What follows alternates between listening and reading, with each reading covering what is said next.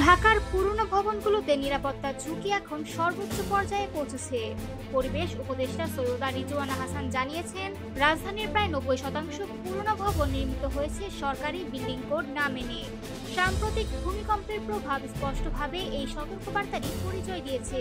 বিশেষ করে ঢাকা ও পুরান ঢাকা সর্বোচ্চ ঝুঁকিতে রয়েছে।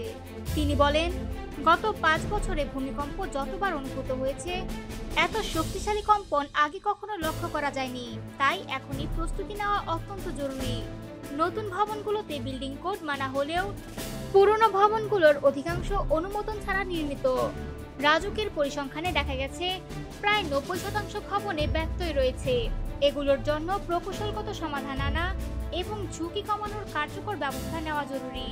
সৈয়দা রিজওয়ানা হাসান আরও বলেন, উচ্চ ভবন নির্মাণের ক্ষেত্রে বিতর্কের কোনো সুযোগ নেই। জনসংখ্যার চাপে ওপরের দিকে উন্নয়ন করতে হবে, তবে পরিবেশের ক্ষতি করে নয়। জলাশয় ভরাট করা এবং পাহাড় কেটে অবকাঠামো নির্মাণের বিরুদ্ধেও তিনি সতর্ক করেছেন। বিশেষজ্ঞরা মনে করিয়ে দিচ্ছেন, শহরের নিরাপত্তা নিশ্চিত করতে এখনই সক্রিয় পদক্ষেপ নেওয়া জরুরি। সরকারের পাশাপাশি নাগরিকদের সচেতনতা এবং দায়িত্বশীল আচরণই ভবিষ্যতে বড় ধরনের দুর্যোগ থেকে শহরকে রক্ষা করতে পারবে।